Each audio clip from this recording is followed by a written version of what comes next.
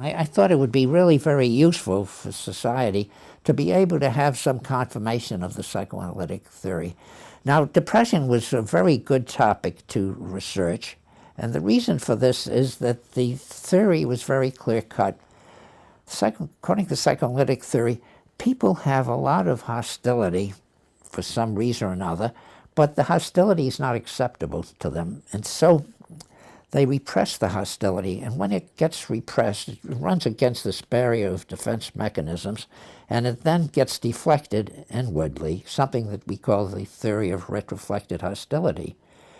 And when the hostility gets reflected inwardly, it then is manifested in a whole series of symptoms. And one of the symptoms, obviously, is that the person is very self-critical. They feel very bad about themselves, and even in the more ultimate phase, they might even become suicidal and want to commit suicide. And this is all due to hostility against the self. And it made very good sense clinically, but the big problem was there was no independent evidence to support this. And so I thought that I would do some research to try to support it. And where to look for support becomes the question. Well, it occurred to me that if I could look at the dreams of my depressed patients and compare these with the dreams of non-depressed patients, I could look for the evidence of a hostility in the dreams, and I could then get into the unconscious. As you know, the dreams are the royal road to the unconscious. So I worked with a psychology graduate student by the name of Marvin Hurvich. We prepared a manual for grading the hostility in the dreams, and we went through the usual scientific comparisons and statistical analyses and so on, looked at the dreams of the depressed patients, and after we did all the analyses, to my surprise, that was surprise number one, the dreams of the depressed patients showed less hostility than the dreams of the non-depressed patients. And so this was really a puzzle, and it would seem to not really support the hypothesis, but that didn't seem to be possible, so we started to look for other explanations. Then when we looked at the dreams again, we saw that there was a peculiar feature of the dreams of the depressed patients, and that was that the depressed patient in the dreams was always the subject of some unpleasant occurrence, that they would be rejected, be abandoned, depreciated, desolated, diseased, whatever. And this seemed to be a current that ran through all of the dreams of the depressed patients. One of the patients, for example, would have a dream of going to a formal dance and would discover that she only had shoes for the left foot. Or somebody would be in a desert and would put a nickel in a Coke machine in the desert, and all that would happen, they'd get fizz. So Marvin and I talked about this, and then the light bulb flashed in my mind, and we thought, well, there's still the unconscious hostility, but the way it's showing up in the dreams is that the patient has a need to suffer. And the need to suffer is then being expressed in these negative dreams. And so we called this the masochistic dreams. And we published a paper in 1959 on masochistic dreams in depressed patients. And so it looked here as though I did have some validation of the psychoanalytic theory. However, I did want to get some independent confirmation of the whole masochistic theory. So we did several other studies which should show that the depressed patients have a need to suffer. But when we did these studies, they were nonverbal studies, experimental studies of various types, that far from having a need to suffer, the depressed patients would show a need for being reassured, for getting affection, for getting praise, and so on. And so if there was any motivation, it seemed from these other studies that the motivation was not to suffer, but to get positive reinforcement of some type. And so this was the second surprise. So when I then started to rethink this, it occurred to me that maybe I should take the dreams at the face value. And instead of seeing the dreams as being motivated by some unconscious drive, I could see the dreams as simply a representation of the way the patient perceives himself or herself and the way they perceive their experiences, and that this could be the rock bottom. And so I started to look around, and I saw that in the literature there was some work done on what was called cognition. And so I started to think, well, maybe there are certain thinking processes that are involved, and the thinking processes in the depressed patient take a negative turn. And so that was the experimental work that I did. And then I went on and did some more clinical work. And then how did you develop the theory and therapy of depression? Okay, so over here now we have the beginnings of my theory of depression, because I'm already starting to think that depression is related to cognitive processes. But that was only one piece of the action. The other piece of the action was based on the clinical work that I was doing. So I was seeing patients 2 or 3, 4 times a week, and they're on the couch and free associating. And then one time I had an unusual experience. For me, it was unusual. And then one of the women patients that I was seeing started to regale me with all kinds of stories about her sexual escapades and so on. And she continued on through the entire session doing all that. And at the end of the session, I asked her, now, how do you feel? And she said, well, doctor, I feel quite anxious. And so I gave her a good psychoanalytic formulation. And I said, well, you see, the big problem is in talking about sex, it triggers anxiety because you consider that sex is somehow unacceptable.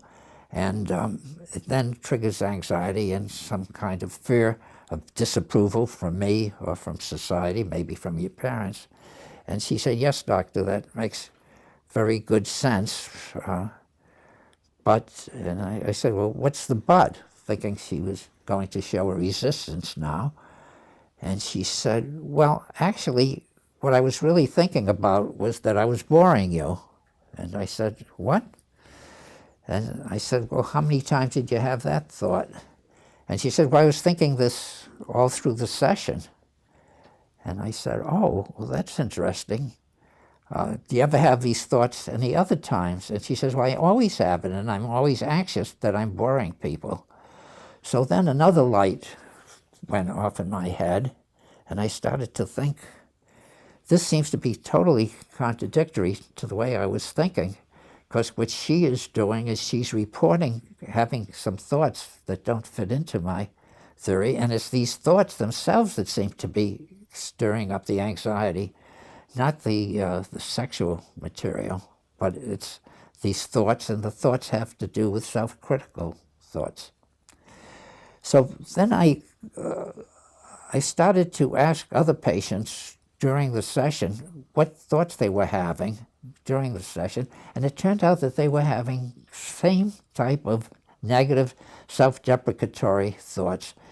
And after having seen this in a number of patients, it occurred to me that there's a whole stream of kind of preconscious thinking that goes on that people don't generally report to the analyst, or at least they weren't reporting it to me, and that these thoughts that they were having had to do with some kind of an internal communication system, not the kind of things that one reports to other people, but the kind of automatic thoughts that one has, such as when you're driving, you have an automatic thought, there's a bump in the road, I'll steer around it.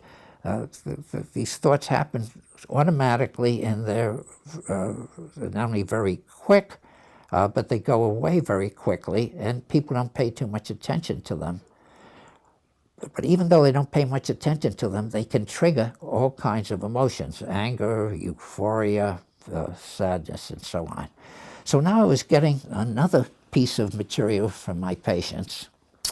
And at that point, and this has to do with the therapy part, at that point I decided that instead of having them on the couch, I would sit my patients up, and we would kind of focus on things in general, but also on automatic thoughts. So for example, one of the women that I was treating at the time, she actually was coming in for the first interview, and she had told me that she was really depressed and hopeless. And the reason for that, her husband had just gone off to jail and she didn't have any money. She had some children to support. And she then said, "Can you help me?" And I said, "Well, we'll work together and the two of us will help you with the problem." And I then saw a shadow go across her face, and I went on to another question. And I came back and I said, "You know, you look kind of sad," when I made that comment, that we'll work together on this. And I said the key cognitive therapy question, which is, what was going through your mind just then? And she said, "Well, I just thought you were telling me you weren't going to help me." And I said, "Well, it occurred to me, this is a distortion." And so now first I discovered there were automatic thoughts. And this was like the thought that she had, the flash thought I wasn't going to help her, but also was a misinterpretation. And so as I collected more material, I found that these patients were misinterpreting what I had to tell them quite a bit. And eventually I noted that the misinterpretations fell into a lot of categories. One was called selective abstraction, when I gave that name to, where they would take one little element and then see everything through just that one little element. Like one little mistake would seem to them to represent everything. Related to that was overgeneralization, and then I noticed they tended to have dichotomous thinking, that everything was either good or bad, up or down, and so on. And so I started to see that there were a whole series of cognitive distortions that were taking place, particularly in patients who were depressed. Now I put everything together. So from my research work, I was getting the idea that depressed patients had a negative representation of the self, as indicated in the dreams. And then I saw that they were having cognitive distortions. And so I got the notion that people had negative beliefs, and the negative beliefs would act as a kind of prism, and it would block out positive things and only allow in negative things. And it was also a warped prism, so that the interpretations that people would make of what was going on were distorted. So now we have the representations and we have the distortions, and then the question is, what do you do about it? Well, at that particular time, I became aware of the work of Albert Ellis, and Ellis had actually come before me in terms of seeing the relationship between people's thinking and their affect, or their thinking and their behavior. So he had already written a book on this, and he had developed a therapy, which he called rational motive therapy. And so I borrowed some of his thoughts, some of Ellis's techniques, and I would have people now start to examine their thinking, not challenge them, which was Ellis's term, but to start to explore, investigate, evaluate their automatic thoughts. And we would do this in a variety of ways. One is, if a person had a negative thought, such as, "My wife doesn't love me because she ran off without saying goodbye." So we'd say, first of all, is this the only time she's done this, or does she do this a lot? Second, that's selective abstraction. Are you making some general statement? This is overgeneralization, and so on. And then we say, now, is there some alternative explanation? Or does it logically follow that the reason she went off is because she didn't care for you? A whole variety of techniques. Now, this is what happened, and this was my next surprise, is when I started to have people looking at their automatic thoughts, they started to get better. And while I could have patients doing analytic therapy with me for 2-3 years, after about 10 or 12 sessions, the patient would say, "Well, doctor, you've helped me a lot, bye-bye." And my caseload shrunk. And pretty soon I was down to very few patients. And at that point, the chairman of my department, Mickey Stunken, said, well, Tim, you don't seem to be doing so well in private practice. Why don't you come full-time to the university? And that's how I then got going on a full academic career where I did research and some clinical practice and teaching. And that was the birth of cognitive therapy. But then you put cognitive therapy of depression to the test, and you were involved in an outcome study. Can you talk a little bit about that? Yes. Okay, so now I'm doing academic work, and I'm still doing some research, and I set up a little organization, which we called the Mood Clinic. What I wanted to do was to do further research on my cognitive model of depression, which I had developed at that particular time. And I wanted to do research, but in order to do research, I had to get patients. In order to get patients, I had to offer them something. And so we had to offer them therapy. But in order to offer them therapy, I had to have therapists. So I hooked up with the residency training people, and I said, well, send your residents over, and I'll teach them a new type of therapy. This is at the University of Pennsylvania. At the University of Pennsylvania. So we had the three things were all at once. I was able to do research, I did service, and training. And then one day, one of the residents by the name of John Rush said, well, Tim, I think you've got something there with this cognitive therapy. I'd already given it the name cognitive therapy based on the fact that we're dealing with cognitions. He said, you know, you developed a good therapy, but nobody's ever going to believe it unless you do a clinical trial. So I said, well, you know, so they won't believe it. I'm not interested at this point in spreading it. I'm just interested in doing the research. He said, yes, but it's a very good therapy, and you really should be able to disseminate this. So I said, okay, but I'm not going to do a clinical trial. So he said, I'll tell you what, why don't you train the residents in cognitive therapy, and I'll do the clinical trial. I'll do the research part. And he did that, and that actually was the first clinical trial using psychotherapy specifically for depression, randomized controlled study. And what we did is we compared cognitive therapy with imipramine. And depending upon the way you manipulate the statistics, you could say cognitive therapy did just as well, or you could say cognitive therapy did better, but that was kind of a complicated thing. The patients were just in treatment for 12 weeks, and both groups did get better in 12 weeks. And then Marika Kovacs did a follow-up study, I think a year later, and it turned out that cognitive therapy people still maintained their improvement. The drug-treated people didn't do quite as well.